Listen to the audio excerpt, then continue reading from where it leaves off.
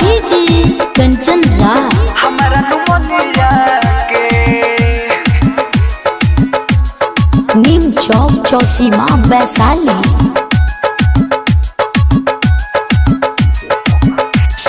चलो सोयरवा कोहरतानी खराचा रूपल लगनिया रे मुहे मुहे सबके हुपरता चराचा हमारा नूरनिया के हमारा नूरनिया के चलो सोयरवा कोहरतानी खराचा रूपल लगनिया रे मुहे मुहे सबके हुपरता चराचा हमारा नूरनिया के खुश बहानी कोहट गइल बियाहवा हमारा नुमनिया के खुश बहानी कोहट गइल बियाहवा हमारा नुमनिया के खुश बहानी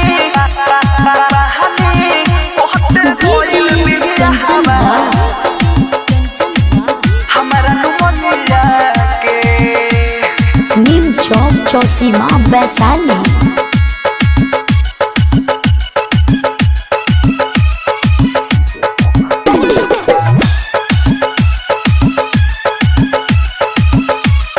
खबर भेजवनी तो मिले नहाई शादी के नाम सुनी रहे धाधाई शादी के नाम सुनी रहे धाधाई खबर भेजवनी तो मिले नहाई शादी के नाम सुनी रहे धाधाइल बहन फेरुए बतालिए के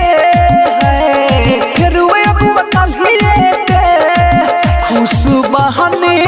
कोहट गइल बियाहवा हमारा नुमनिया के खुश बहनी कोहट गइल बियाहवा हमारा नुमनिया के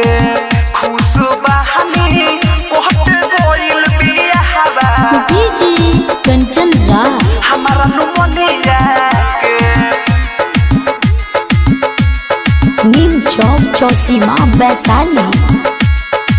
मिक्स भाग पल्लवी रिकॉर्डिंग स्टूडियो मठिया मोड़।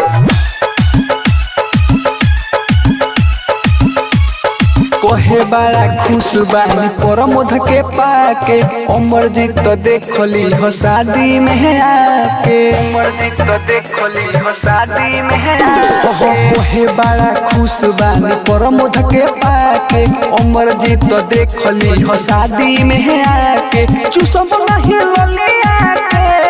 ओकरा चुसब नहीं ललिया के खुश बहानी कोहट गइल बियाहवा हमारा नुमनिया के खुश बहानी कोहट गइल बियाहवा हमारा नुमनिया के बड़ा धड़ाई रही।